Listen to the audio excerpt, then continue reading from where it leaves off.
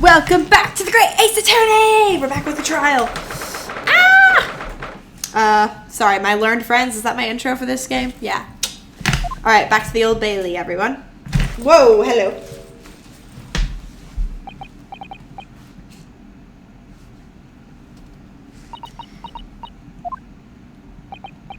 It did. This is it then, Mr. Nanowrimo? Yes, it's time to put an end to this now. To the miserable curse that has been plaguing Mr. Natsume, to everything. And in my own small way, I shall do everything I can to help you. I always appreciate your help, Miss Susato. Suffering, Sasaki, selfishly, sidelined! Ah! Good morning to you too, Mr. Natsume. Good morning! Good morning, locum student Mr. Nanowrimo, Esquire! Listen to you two chatting away happily as if the main player of today's trial isn't here. Why would you do that? Why? Oh dear, we didn't mean to cause offense, Mr. Natsume. I thought perhaps that because you had your eyes shut so tightly, you were meditating, finding inner calm. It seems wrong to disturb you. I was waiting. What's the matter, Mr. Natsume? You seem different somehow today. Why, naturally, that's because I've attained spiritual enlightenment. The path of literature, you see, is a journey to discover one's own death. Or such like. That's the sort of morning conversation I was hoping for. That's why I had my eyes shut. I missed the signs, I'm afraid. Somehow. You'll have to forgive me. And you mustn't talk of your path leading to you to death, Mr. Natsume. That was just an example! Oh yes, there it is. Inner calm. You barely came to see me at all yesterday. I was sure you abandoned me and returned to our beautiful long-lost homeland. We've not even been in Great Britain a week yet. Yes, well, anyway. I intend to set everything straight in court today. I'm determined to uncover the truth. I've actually reached an important decision myself. Oh? What sort of decision? I shall fill you in after the trial. Alright. It would seem Mr. Sholmes isn't coming today after all. It's a very clever message, I think. My dear fellows, you must win this battle on your own merits. It's a very clear message, I think, that he's overslept again. The great detective, my arch nemesis. Long may he stay away, if you ask me. Defendant and your legal representative. The trial is about to begin. Here we go. Today, once again, we face the Reaper. And when the Reaper stands for the prosecution, the defendant's fate is sealed. But I don't believe in that legend any more than I believe in Sosei-san's curse. The truth is hidden here somewhere, and I won't let it escape me. I have to keep believing in my client and keep fighting to the very end. That's all.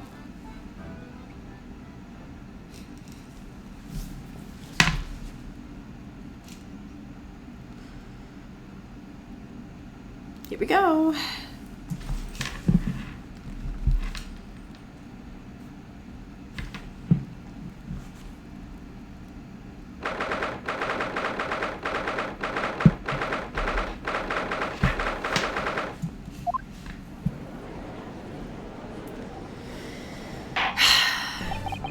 In the name of Her Majesty the Queen, I hereby declare this court to be in session.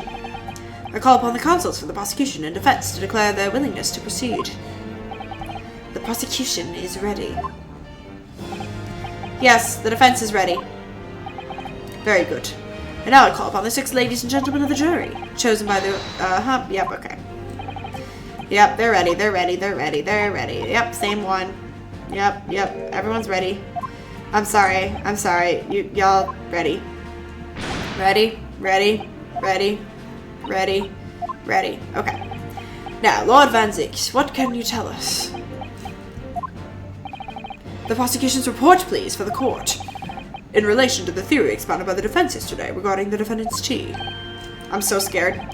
So he does have the results. I'm so scared.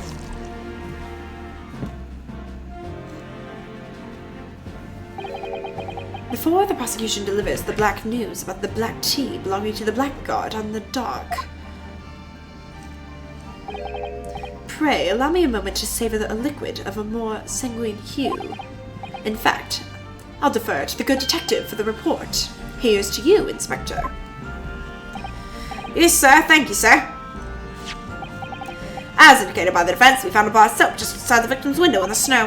And there was indeed a frozen reddish liquid and a little depression on top of it. Yes, that's the tea. That's what Mr. Natsume brought with him that night. Well, the brains of the yard analyzed it, and yes, you're right, it was tea. And there was a trace... Dang it. Oh, there wasn't. Oh, okay. A trace of strychnine or any other toxic substance in it. No poison at all. In other words, the tea the defendant brought with him, the victim's room, was innocent. It's in the clear. What a revelation.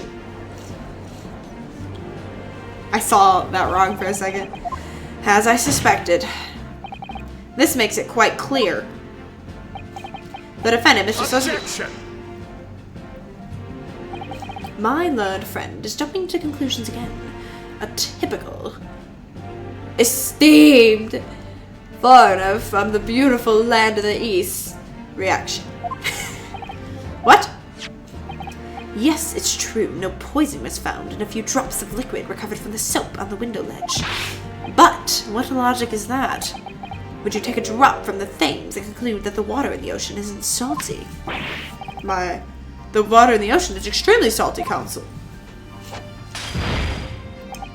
Exactly. Unfit for drinking, just as the victim's tea was on the night in question, as the court has already heard. Bitter was a precise word from the lips of Mr. William Shamspeare, whom the prosecution now calls back to the stand. Again? We're doing this again. Very well, I will uphold the prosecution's request. Mr. Shamspeare. Yes, it sounds like we're going to have another confrontation with our theatrical friend. Bailiff, show him to the stand. Oh gosh. Mr. William Shamspeare, the victim of this despicable crime. Oh heaven! Oh hell! Do you command me to remember? Forsooth, 'twas I, Shamspeare, did have belly full of the full fluid given in mine innocent. Yes, but it was revealed in yesterday's proceeding. The witness is not as innocent as we've perhaps first been led to believe. By using bars of soap such as this, he has been stealing gas from the supply company. Yes. One may smile and be a villain.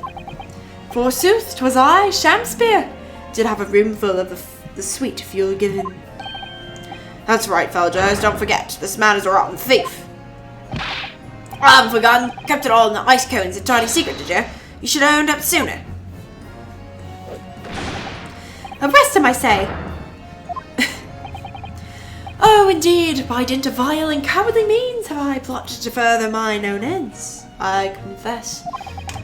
Thou wouldst not pardon my sins, of that I am sure.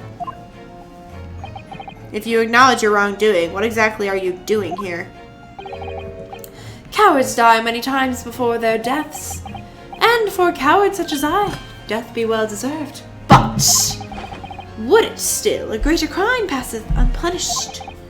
For lo, the hairy-faced gentleman of farther east than Verna did contrive to poison me. But there was no poison in the tea found in your room. The police have attested to that. What the defense would assert is an inconsistency will quickly be cleared up by the witness's testimony. Is that not so, Mr. Shamspeare? Verily, my liege, I would most gladly speak. Very well. Let the witness testify to explain the inconsistency. Tell the court why it is the poison apparently entered your body, though none was found in the tea.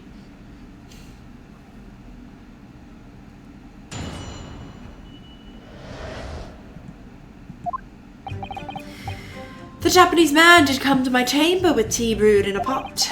'Twas in my cup alone that the wicked miscreant secretly poured his wicked poison. Whilst feigning distraction in our debate, ne'er did a drop of his own drink pass his lips. When he departed by and by, did use the tea that remained in his cup to make my coins of ice. Thus 'tis no surprise that poison be not found in the tea I did pour into the moulds of soap.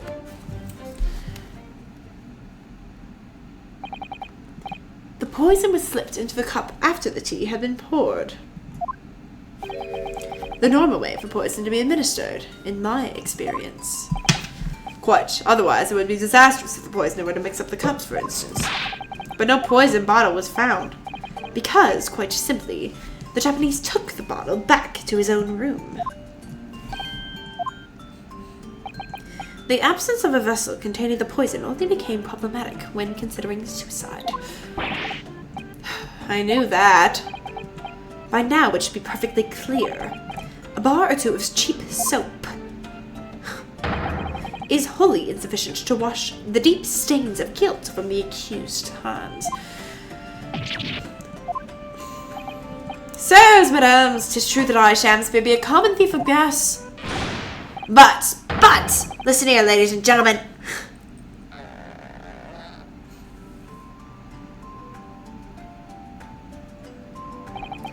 Wherefore would I lie? Verily, I have no cause. I have naught to lose. Well, I do declare. Thank you for your testimony, witness. Counsel, proceed with the cross-examination. My lord, yes. Okay. Okay.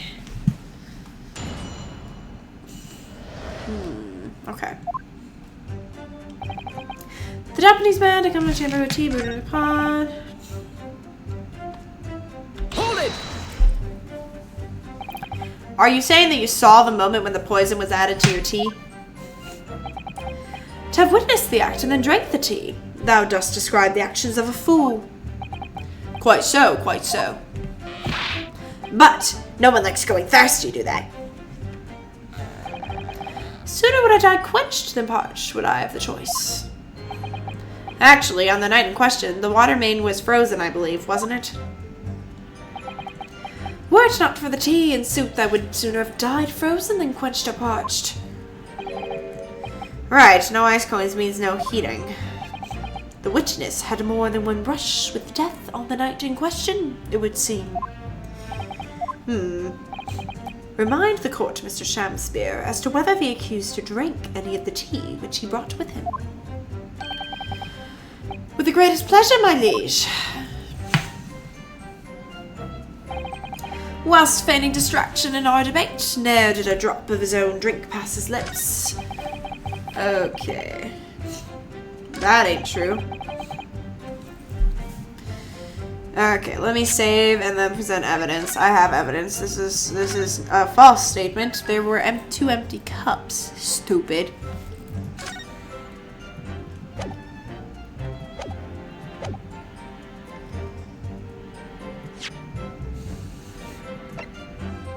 Objection! You claim that Mr. Natsume didn't drink a cup of tea on the night in question? But that's impossible. How? Chop logic. What is it this, ye jockey-clad fiend?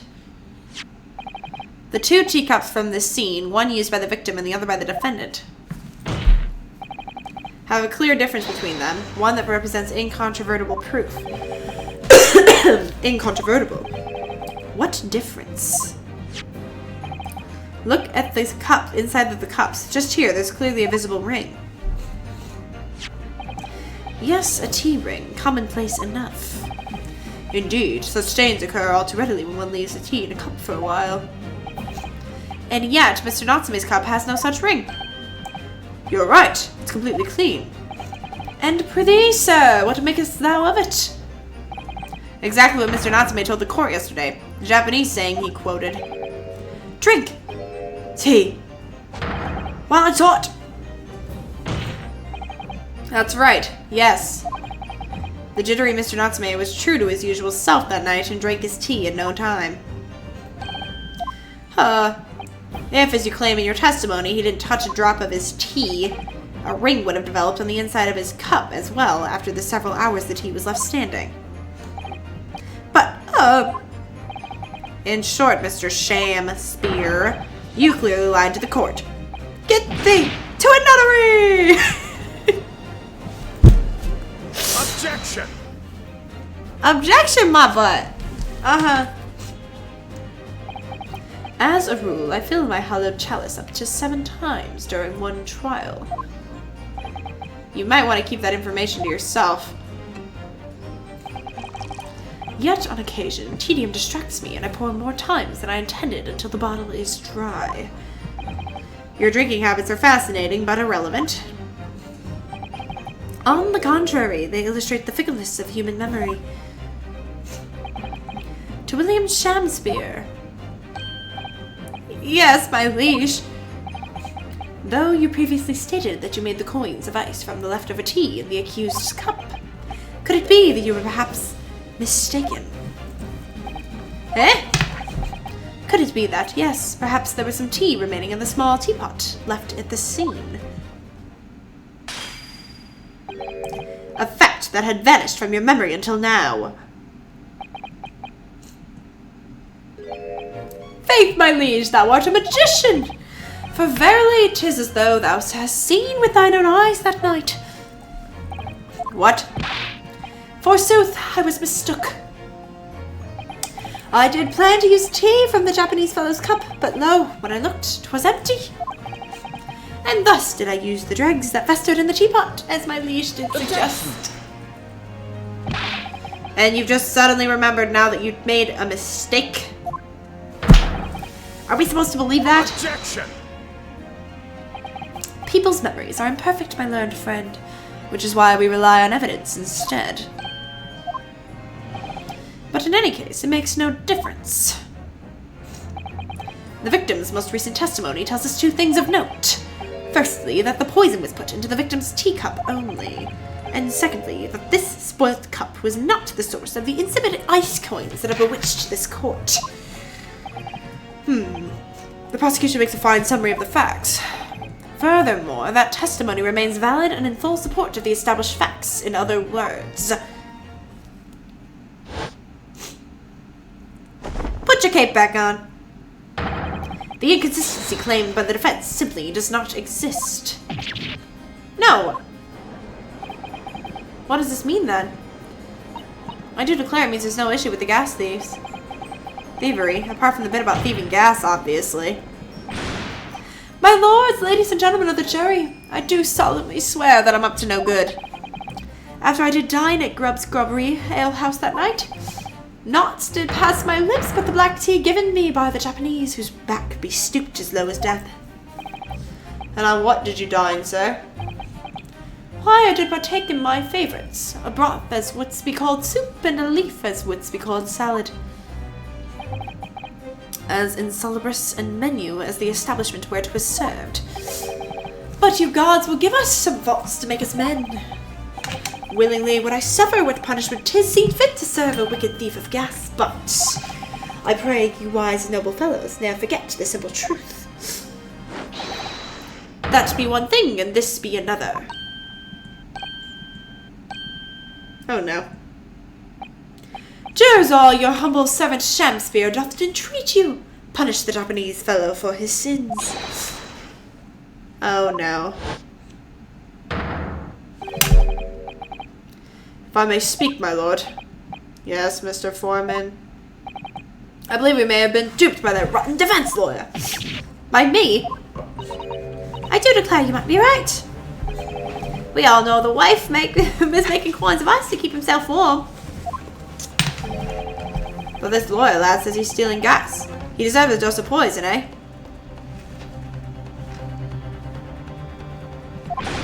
He been lading up the garden pile, that's what he been doing. I really never said anything like that. But what you just heard from the victim there was open our eyes again. We've reached the decision this time. The court acknowledges the position and will duly hear the jury's findings. What? You can't yet. Ladies and gentlemen of the jury, you will now state your decisions. Guilty! Guilty. Guilty. Guilty. Guilty.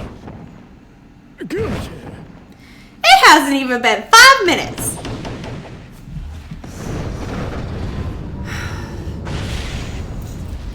Oh no. Whatever will I do? Oh, happy day. How is this happening? My lord, the defense asserts its right to carry out a summation examination.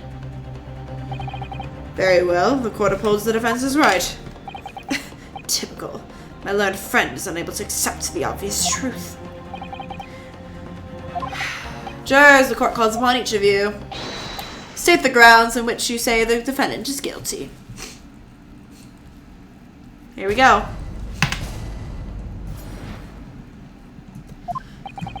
I'm a man of logic, me, and having considered all the evidence, the defendant must logically be guilty.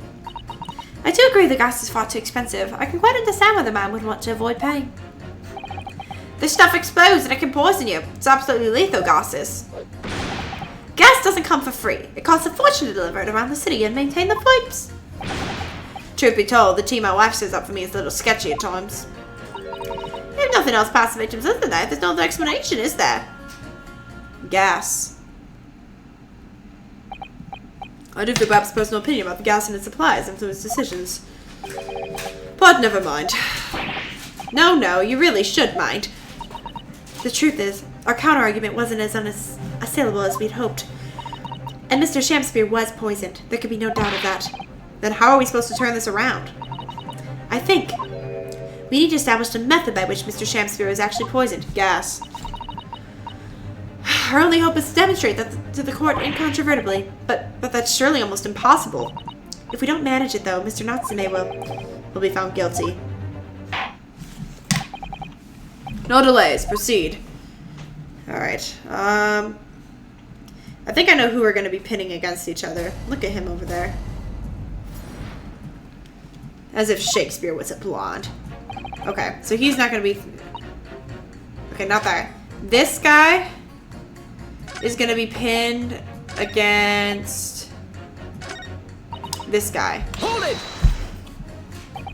Does that mean that if the victim can be shown to have ingested something else, you change your leaning? Sorry, what's that now?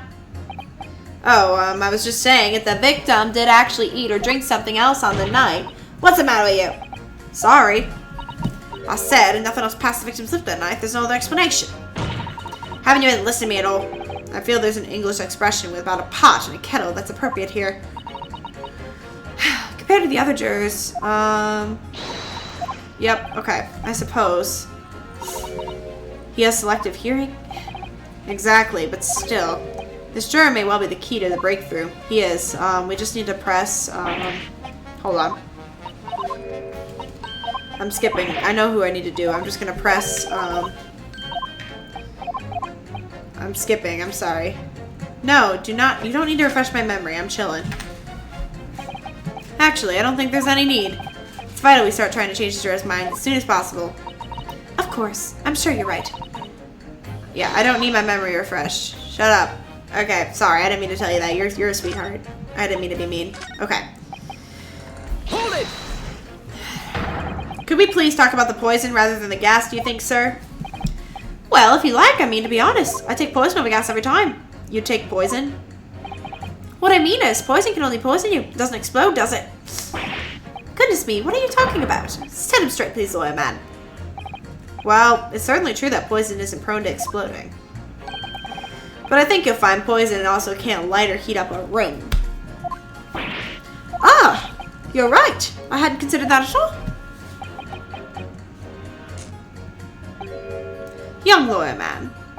Yes? You have a good head on your shoulders. We could use someone like you as our company's legal representative. Well, I wasn't expecting to pick up more business in the middle of a trial, that's for sure. Anyway, the point is, I haven't had the best experience with gas companies in the past.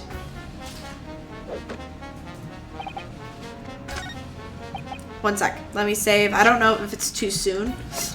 I think it was the gas.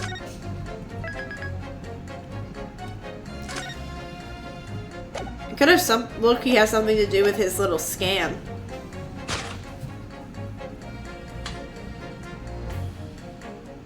Objection! Really?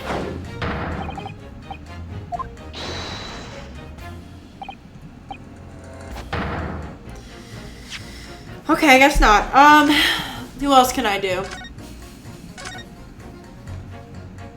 I think I could do,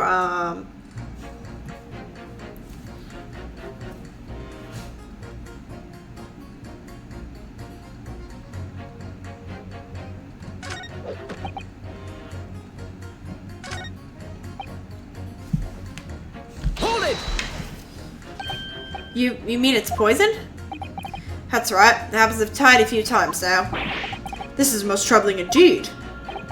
It's always days like this when I don't get any wages. I get in the tea time, see? And I see her doing it, my wife. She gets that devilish look on her face and she slips some hot powder into my cup.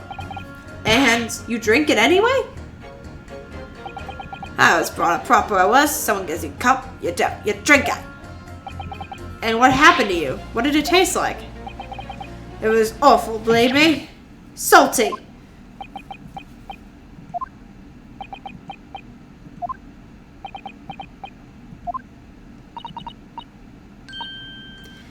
Then I think perhaps what your wife put in your tea was salt. No! So, she doesn't care enough to poison me properly, eh? Unbelievable.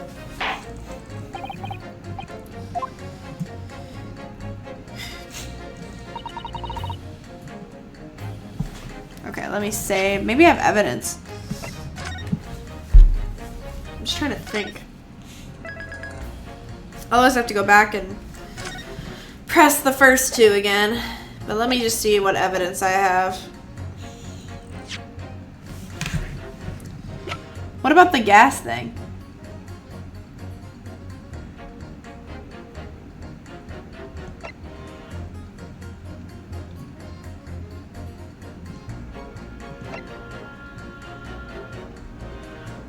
Oh, I can't present evidence anyway. Okay, okay, can't do you. Hold it! Can we please refrain from all this talk of gas? There's an all-out attack underway here, in case you hadn't noticed, against my company's gas. And I'm supposed to sit here and take it, am I? I don't think so. She's really buzzing now.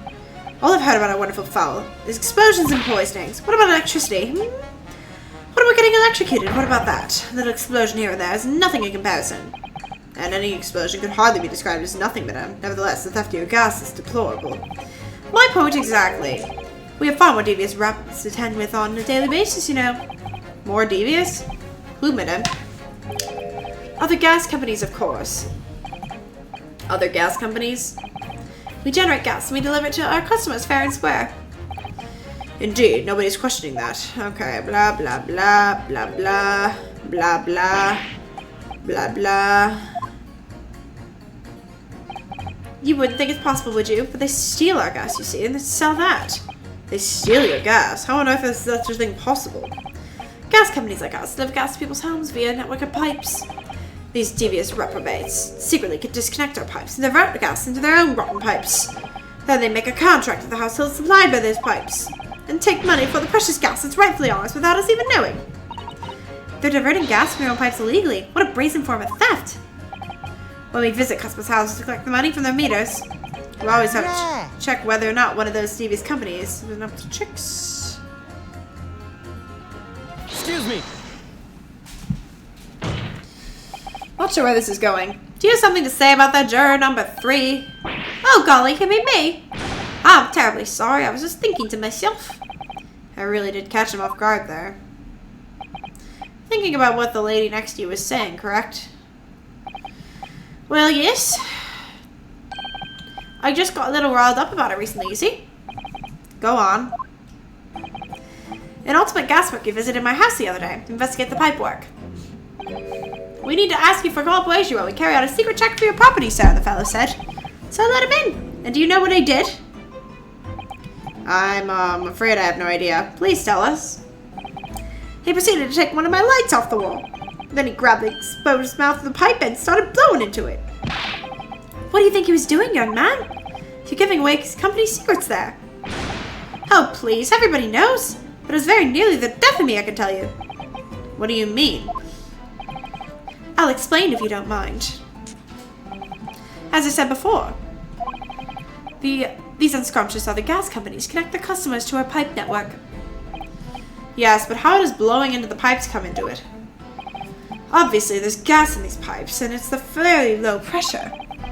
By blowing air through the pipe, you can make the pressure drop temporarily. And if you do that, any lights connected to the same pipe will flicker for a moment. I see. In other words, if upon blowing into the pipe, the lights of an adjacent property that had no contract for your company flicker, you can know that these devious scoundrels have been meddling with the pipes. Exactly, my lord. That's it in a nutshell.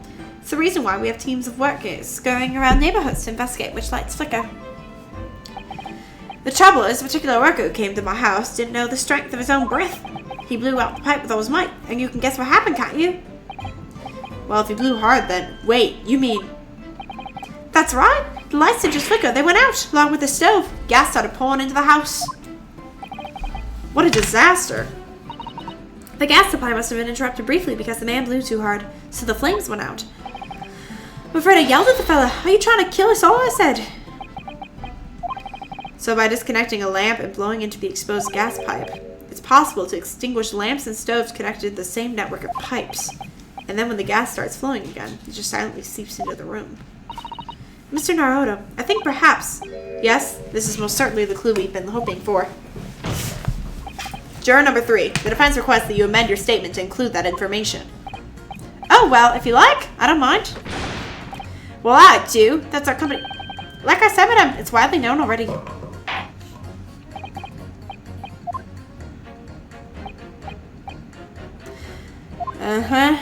Okay, here we go. Okay, I'm gonna save quick.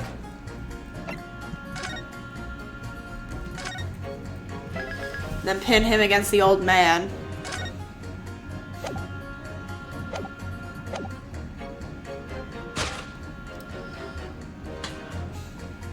Objection!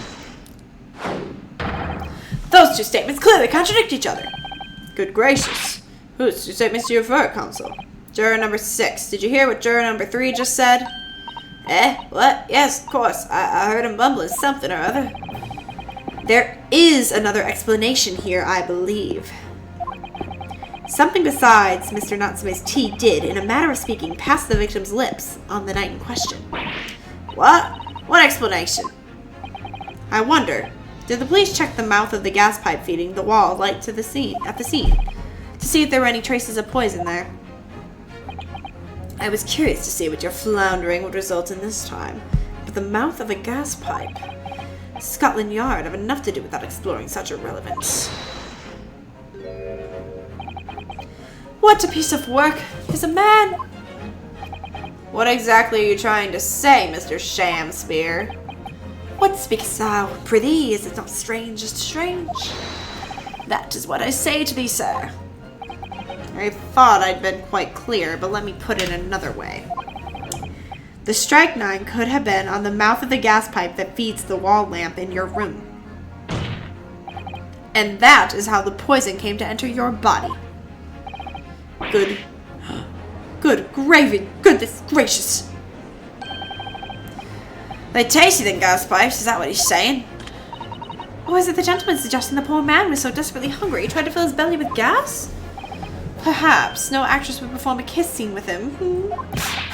For shame, madame, speaking thy fancy.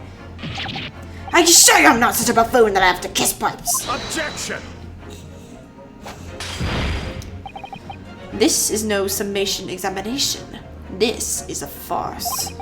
The prosecution will not stand for any more of my learned friend's conjecture. To begin with, the lamp in the victim's room is high on the wall. In order to have placed his lips to the pipe that feeds it, he would have to be a contortionist. These are empty assertions. Objection! There's no... Oh. It's true. I have no proof that Mr. Shamspeare put his lips to the pipe. However, I can say with some certainty that on multiple occasions, Mr. Shamspeare has been doing something in front of that lamp on his wall. And I have evidence to prove it. Alright, you got our attention, lad. I'd like to see how you can be so sure of yourself. So would I. Let's see this evidence then. Now that I've got the jury's ear, I need to make this opportunity count. This is the proof that, time and time again, Mr. Shamspeare stood in front of this gas lamp. Yeah, okay. Take that! What the? These are, wait, what are they called? Yes, skin prints that were found on the scene. skin prints, Counsel. I've never heard of such things. The Justice Ministry is currently assessing whether or not to permit fingerprints as evidence in court, however. My lord, this is an exciting new forensic technique developed by the great detective, Mr. Herlock Sholmes. It reveals all the places that Mr. Shamspeare touched in his room. I've never seen anything like it. I mean, that's black magic, isn't it? Well, if anyone could invent something like this, it's the great Sholmes fellow, that's for sure. I agree. This month's edition of Engineering Thumbs was quite fascinating. We found skin prints in many places that you would expect. On the table, on the costumes. However, Mr. Shamspeare also appears to have been touching some very unexpected places in his room. For example, here, around the hanging picture there, indeed, multiple handprints appear to be visible. Well, I wonder, could he have been appreciating the artwork, perhaps? At first, my colleagues and I thought the same. However, imagine standing with your hands where those prints are, and you would find yourself directly in front of... Ah! I don't believe it. The gas lamp. Though the reason why isn't immediately obvious, it's clear that Mr. Shamspeare has regularly been standing with his hands to the wall in front of that lamp. Right. What have you been up to, you nut? I'd ask the court to recall juror number 4's earlier statement. Me? What did I say? You said that blowing into a gas pipe would make the lights in the entire building flicker. And now, if you'll recall juror number 3's statement. What, me now? When the gas worker who visited his home blew with too much force into the pipe, it caused all the lights and gas stove to go out, and the gas to start leaking into the rooms.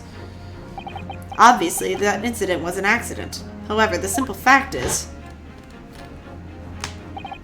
if Mr. Shamspeare were to have blown hard into the gas pipe here in his room, he could have extinguished every other light and gas stove in the building at will. Crikey! Are you suggesting that man purposely caused the gas to... Objection! You are an alcoholic, sir. On wine, which I didn't know was even possible. Whilst I acknowledge that the prosecution is required to remain silent during summation examination. I must toast my learned friend's utter disregard for the letter of the law. What is the meaning of this, Lord Van Zieks? This curious photograph, or whatever it is, presented by the defense, the so-called skin prints. Clearly, that cannot be accepted as any form of usable evidence in this case. But it's an exciting new forensic technique, developed by a great detective. It's nothing.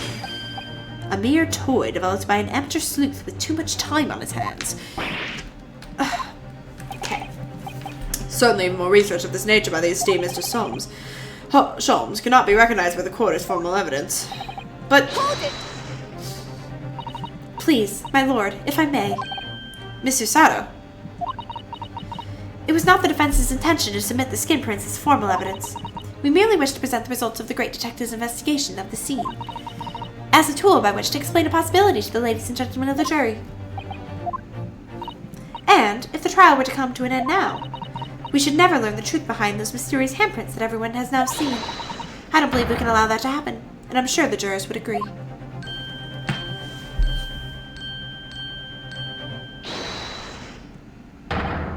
You're right! Whether those strange handprints are a significant clue or not, it's down to us to decide. Juror number 3. Oh yes, I do declare the great detective's investigation results should be absolutely fascinating. I want to hear what that shady actor fellow has to say about those shady handprints.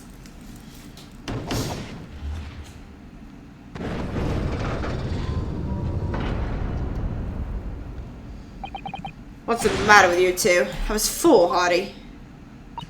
Well, I did say it, didn't I? I don't like to break a promise. No, wait! You heard his lordship.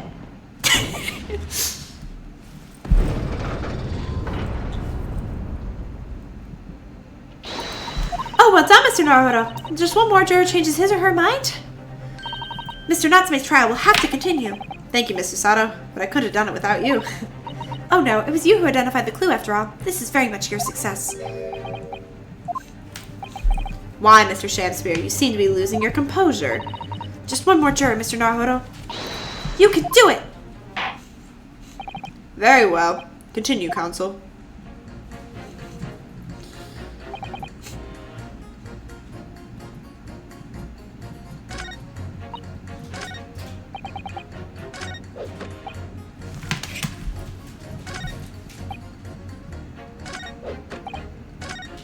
Okay, I haven't pressed him yet. He's the only one I haven't pressed. Hold it! All of the evidence, you say? That's right. There's no room for doubt. It's all pointing at that Japanese man with the big mustache. Says the Englishman with a bigger mustache. But the defense just demonstrated another possible explanation for the events on the night in question. What do you make of that? What, your so-called skin prints? It's an excellent new forensic technique developed by the great detective himself. The numerous handprints on the wall are clearly out of the ordinary. And if Mr. Shakespeare has indeed put his mouth to the gas pipe on the night in question. It can't be denied that there's a possibility that's where the poison was. Well, yes, I won't deny that it's playing on my mind. But as the prosecution rightly says, we should pay no heed to unacceptable forms of evidence. Besides, yes? Even if the fellow has been up to some mischief with gas pipe dozens of times before, doesn't mean he's got up to the same shenanigans the night in question, does it? Oh. Can't make your case better than that. I'm afraid I can't change my stance. You do make a very valid point, sir. What? That's true. Perhaps I was a little hasty. No, wait. Look, you got your chance to haven't you? It's time to prove your theory. Have you and your Japanese courts can, that is. Just leave our nationality out of this, please. Thank you. Mr. Naruto, if we can't substantiate our position, I'm afraid the jurors that changed their minds before may very well change them back. What can I do?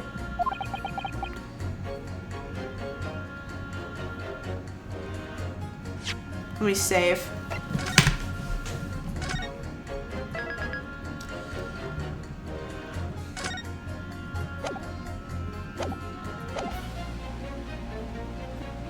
I have supporting testimony, maybe? No, in truth, I don't have evidence to support my theory, however. There is a witness testimony that substantiates it. What's that? Testimony.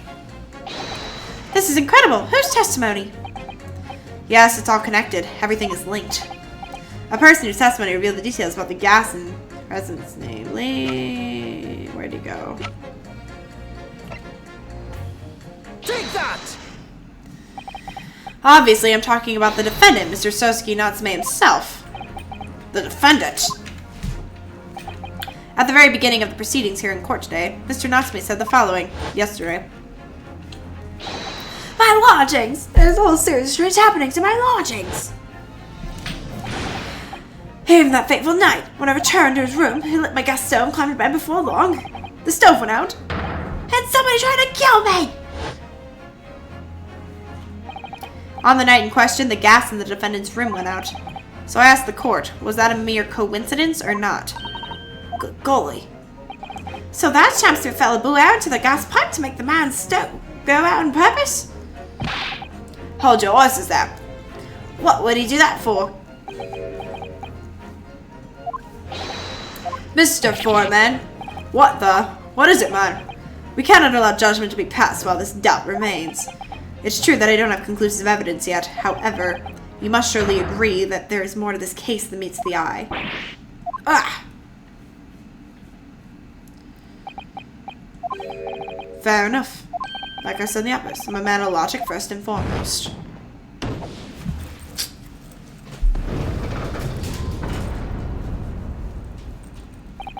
That's 4 jurors leaning towards not guilty, my lord. We've overturned the decision.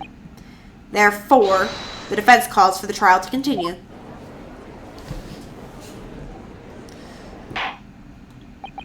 As the defense has rightfully indicated, the summation examination is concluded with the majority of jurors altering their decisions. 2 jury members now called guilty. 4 now called not guilty. Therefore, the jury's opinion is conflicted and in accordance with the law of this land. I hereby order the continuation of this trial.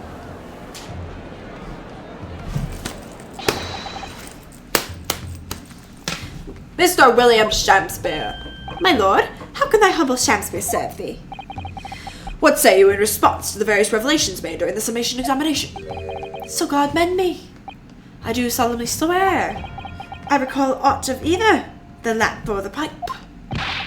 But your handprints made a tiny mess all over the wall there. How do you explain that, eh? I am done with this. The dignity of this great courtroom has been sullied enough already. Juror number 5. Who, me? As I went to some pains to point out already, a print from the self-professed detective's toy has no place in British court of law. I did not say that line correctly. As such, whether or not this man did indeed stand before the gas lamp with his hands against the wall remains, at this time, unestablished conjecture. You would all do well to remember that. Objection! But the prosecution must concede that it would be extremely simple to verify. Just order the mouth of the gas pipe feeding that lamp in Mr. Shakespeare's room to be examined. If there are traces of poison there... Objection! What appears to be extremely simple is my learned, esteemed friend's mind. You will recall that in order to check for the presence of poison in the tea, some remnants of the tea were required. Yes. Therefore, it shouldn't be beyond your wit to imagine that even if poison were to have been spread in the pipe, it would have been completely evaporated by now, making any analysis impossible. I didn't think of that. In any case, counsel, I fail to see what could possibly have motivated the man to do as you describe. Why on earth would this fellow have wanted to blow air into the gas pipework where he lived? There's only one possibility that I can think of, and that is to use the leaking gas to commit murder. He wanted the room, for some reason. Counsel, precisely whose life do you propose this man was plotting to end? The answer couldn't be simpler. Now we've unraveled this mystery so far. Let me just save quick. I love this music. It's so simple, but so effective.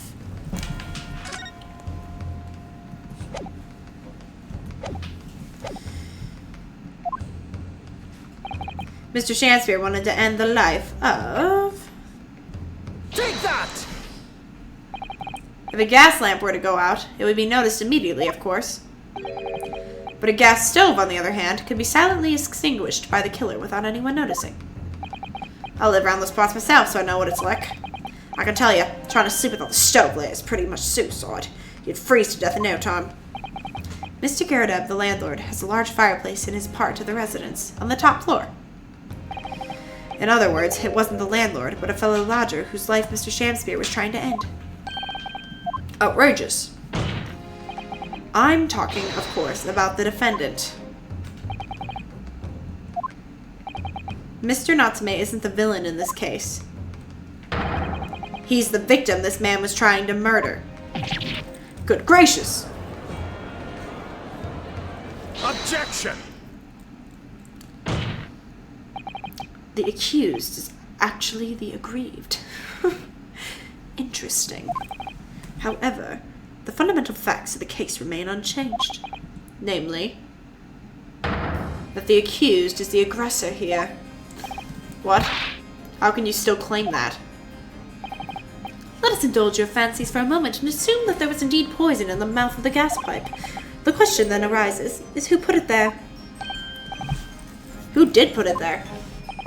The only logical conclusion is that the person responsible was aware of this man's trickery with the gas supply and his intent to kill.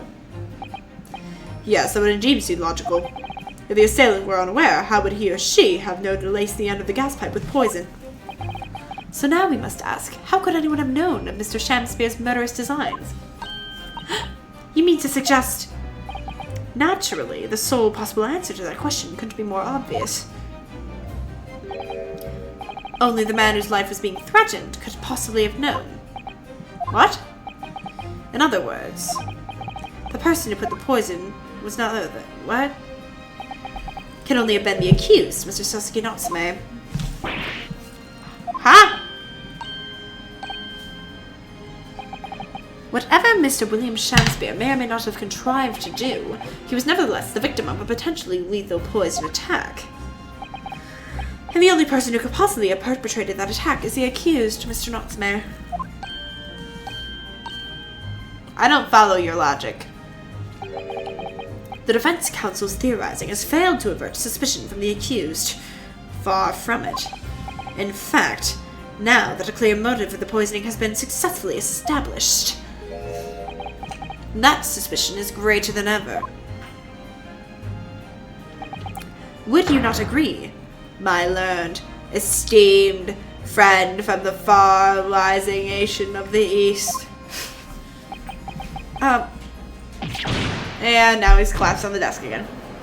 We're doing great, guys. We're doing great. Shut up. Don't even think about it. How did he manage to turn that around on me so rapidly? Mr. Naruto, you must respond. Otherwise, the members of the jury may very well change their leanings against us again. And this may be our last chance to gain the advantage. Get up. Thank you. Get up. What advantage? Well, it would seem that somebody put poison on the gas pipe in Mr. Shamspeare's room. So we must name that person now and absolve Mr. Natsume of guilt. You mean, name the true culprit? I know it might sound impossible, but if we fail to do that, I have no doubt that Mr. Natsume's fate will be sealed once and for all. As it happens, one possible culprit does come to mind. The evidence, the poison, it's all pointing to a particular person now. There's actually a few I could think of. The prosecution calls for the jury to consider their leanings again. I trust you'll make the correct choice this time, my foreman. What? Oh, don't you worry, we know.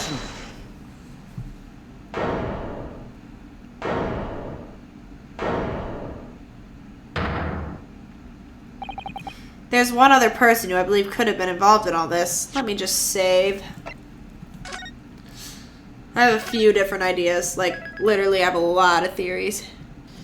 Okay, so I have a few different theories. Let's see which one's right, though. I'm not entirely sure where they're going with this. The true culprit of this crime. The true culprit? The term found only in a second-rate novels featuring third-rate great detectives. My esteemed friend. But why not? This farce has gone on for so long already, I see no reason to cut it short before its disappointing climax. Thank you. Tell us, my learned friend, what is your latest theory? Who is the so-called true culprit of this crime? Okay, I'm gonna save now. It was you! I'm just kidding. Okay, hold on one sec.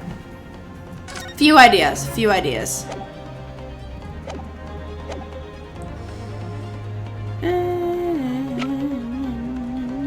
Somebody was calling her over.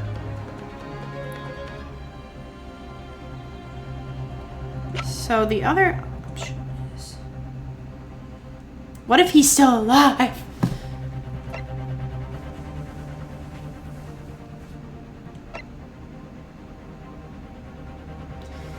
I don't know. There's a few different I'm not sure where they're going with this, so let's just... I think I'm just being a little slow right now. I don't think she has it in her. Who called her over there? It wasn't Garrett, was it? I'm not sure why Garrett would want him dead, though. Let's try him first. Take that! If it's not him, it's fine. Yeah, you claim this person is the true culprit. Highly suspicious, I would say, yes! So, not.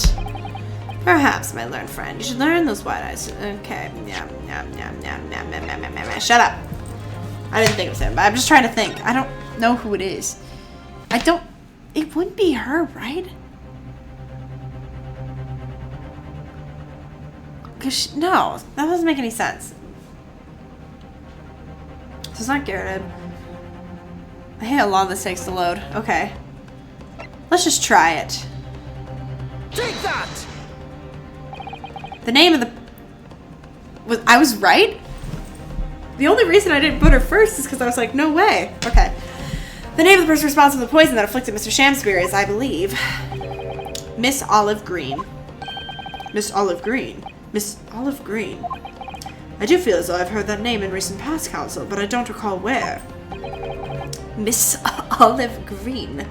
The woman from 6 days ago? The victim in the recent case of stabbing on Briar Road. An incident for which Mr. Natsume was arrested, I hasten to add. Oh, of course, yes, Miss Green. She was off comatose for 3 days, I believe, but I hear she regained consciousness 2 days ago. I was right? I wish I would have put her first. I just really thought no way. And I hardly need remind the court that Mr. Shamspeare's poisoning took place 3 days ago. Given that the woman was lying comatose in a hospital bed at the time, she appears to have a rather fine alibi. True, on the night the incident occurred, Miss Green was in a hospital unconscious. So on the face of it, it would seem that she couldn't possibly be responsible, but still. My colleagues and I visited Miss Green in a hospital yesterday, and we found her to be in possession of a bottle of poison. Good gracious, she had poison. And there's another fact that links Miss Green to this case as well. The defense requests that she be brought to the witness stand in order to explain the details to the court. Tell me, Mr. Shamspeare. My lord, pray, what would that be thy bidding? Are you acquainted with Miss Green? Eh? No, never heard of her. Judging by the look on Mr. Shamspeare's face, I think perhaps he genuinely doesn't know her, at least not by name. As the voice of Her Majesty's prosecution here, I adhere to my word. We will see my learned friend's farce through to its conclusion. I appreciate that. The prosecution requests a short recess, my lord, in order to subpoena the witness and bring her here. Yes, Miss Olive Green. Indeed, my lord. 1 hour should be sufficient. Very well, I grant the request. Excellent, I hope. The defense has made a most extraordinary accusation, I must say, but at the present time I feel the prosecution's argument remains largely uncontested. Accordingly, I'm afraid the defendant and his culpability remain the sole subject to this court's attention. Thank you, counsels. We convene in 1 hour. Court is adjourned. Wow. I can't believe I was right. Whoa. Like, the only reason I didn't put her, because I was just like, wait, that could be? Like, what? That's too obvious. Ah! We'll see you for the big conclusion.